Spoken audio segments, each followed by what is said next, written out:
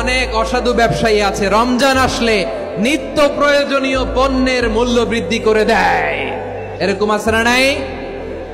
এগুলো করবেন না, মজুতদারি করবেন না, পণ্যের কৃত্রিম সংকট বাজারে করবেন না।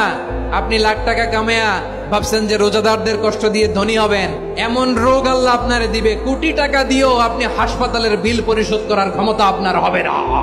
খবরদার। শেষ বয়সে দেখবেন কি কষ্ট আপনার হয়। আপনি রোজাদারদের কষ্ট দিয়েছেন, আল্লাহ আপনার সুখে রাখবে?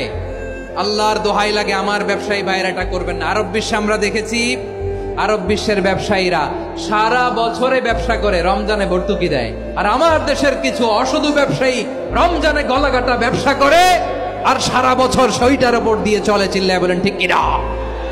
করবেন না, এটা করবেন না। নিত্য প্রয়োজনীয় পণ্যের মূল্য বৃদ্ধি করা হারাম, পণ্যের কৃত্রিম সংকট তৈরি করা হারাম, মজুতদারি করা হারাম, রোজাদারদেরকে কষ্ট দেয়া হারাম। এটা করবেন না।